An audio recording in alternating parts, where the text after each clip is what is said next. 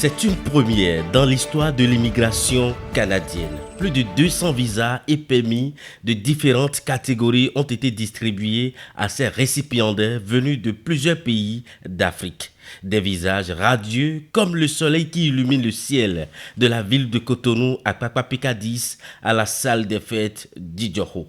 Ce samedi 10 décembre 2022, le temps s'est arrêté, l'instant est solennel.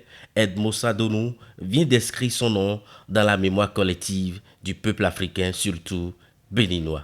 C'est la première fois que ça se passe dans le monde, je dis bien dans le monde, qu'un spécialiste de ce domaine-là canadien remet plus de 200 visas.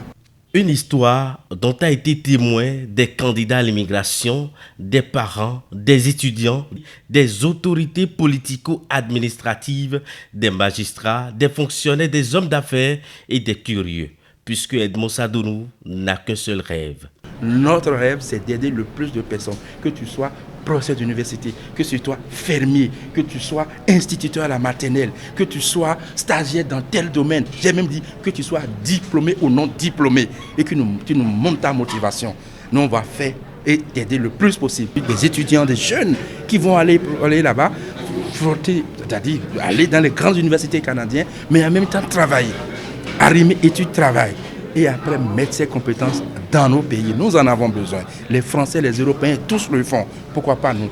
C'est pour cela que ces récipiendaires venus du Gabon, du Togo, du Cameroun, de la République démocratique du Congo, du Bénin et de la Côte d'Ivoire étaient heureux de rentrer en possession de leur précieux sésame.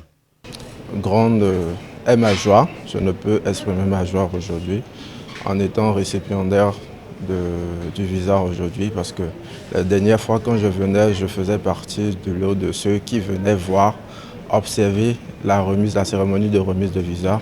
Aujourd'hui, je n'arrive pas à croire que je sois parmi ceux-là qui reçoivent aujourd'hui leur visa pour enfin concrétiser leur rêve canadien. Et grande est la joie également de mon père, il n'est pas là, mais je sais que depuis là où il est, il m'entend. Je crois qu'il est fier du travail que M. Sadonou a pu faire jusque-là, malgré le stress et la rigueur et tout. Mais on y est arrivé quand même. Vraiment, je suis très émue parce que je ne m'attendais pas. Et surtout que j'ai déjà essayé pour la France, ça n'a pas marché. Donc je me dis qu'au moins la France est un peu à notre niveau, ça n'a pas marché. Ce n'est pas Canada qui va marcher. Mais avec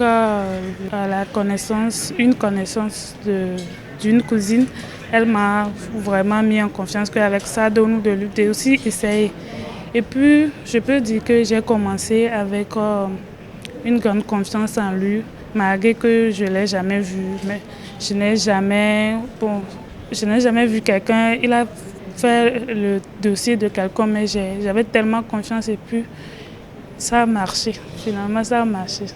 J'ai dit vraiment merci au Canada Express pour le travail qu'il a fait, parce que je reconnais très bien que mon dossier n'est pas vraiment un dossier à la hauteur, mais il a fait un bon travail.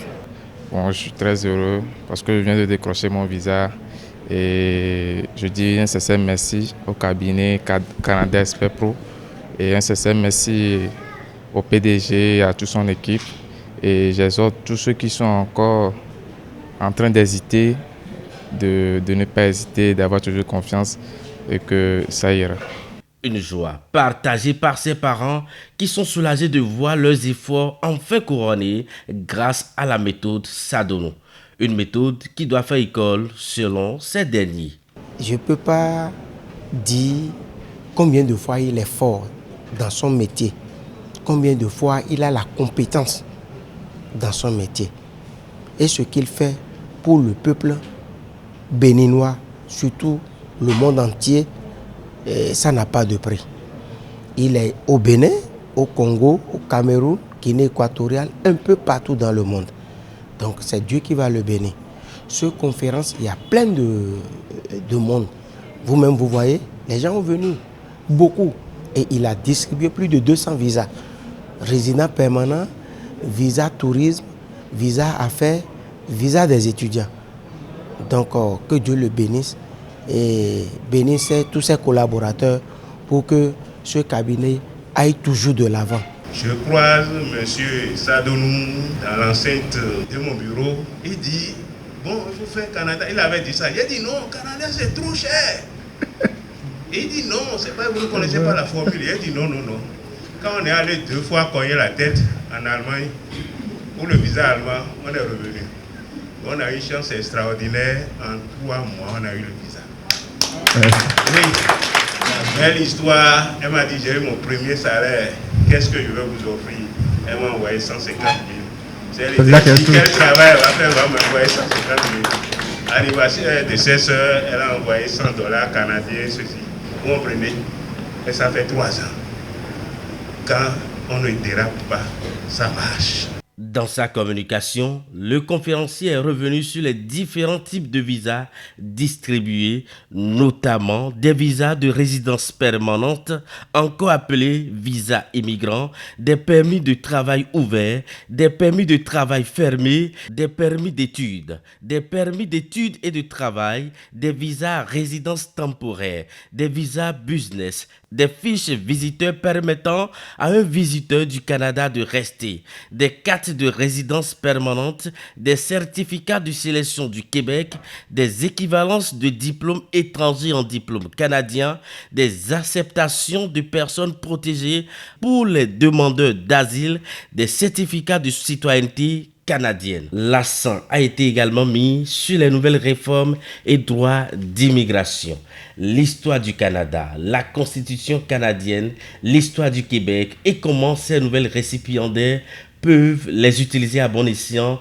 dans la réussite de leur parcours et leurs objectifs du Canada. Rien n'a été occulté par le conférencier. Surtout, il a été aussi question du phénomène de l'ANAQ qui prend de plus en plus d'ampleur en Afrique, surtout au Bénin. Le Bénin est champion du monde, catégorie confondue, de la cybercriminalité de l'ANAQ. Je pèse mes mots. Vous avez Internet, le réputé, selon le GCI, le réputé Institut américain Global Cyber Security Index, dans sa parution de 2022, une enquête exhaustive a été faite dans tous les pays. Et le réputé Institut américain, selon le réputé Institut de GCI, le Bénin est premier dans la cybercriminalité selon le classement. Premier, par le biais des réseaux sociaux, ils se mettent en connexion, ces jeunes-là. Ils ne se connaissaient pas, hein. Vous savez que des Twitter, des autres, des choses comme ça, Facebook et consorts, ils sont en réseau. Le parent ne sait rien. Le parent ne sait même rien du tout. Il dit, je vais à l'école, je travaille, papa, bon voilà, papa, voilà, tout. Mais dans quoi il est là? Tu seras surpris de savoir. Ce que je voudrais conseiller à nos enfants qui vont là-bas, c'est de ne pas se livrer à la cybercriminalité. Vous avez vu une enquête a prouvé que les Béninois sont vraiment doigtés en termes de cybercriminalité au niveau du Canada. Donc le conseil que nous voulons donner à nos enfants, c'est de ne pas rentrer dans ces réseaux. Ils sont partis pour apprendre. Ma fille est partie à la fin de la première année où j'ai beaucoup investi. Elle m'a dit, papa, ne m'envoie plus d'argent. Donc c'est elle-même qui se supporte aujourd'hui, donc c'est une très bonne chose. Nous ne pouvons que féliciter et remercier ce compatriote béninois, Sadonou Edmond, qui est le patron et toute son équipe. Depuis 2012 que l'aventure a démarré, Edmond Sadonou a fait voyager des milliers de personnes. Aujourd'hui, l'expert est plus que jamais déterminé à aider ses compatriotes désireux d'aller au Canada pour acquérir de l'expérience et le mettre en retour au profit du continent africain.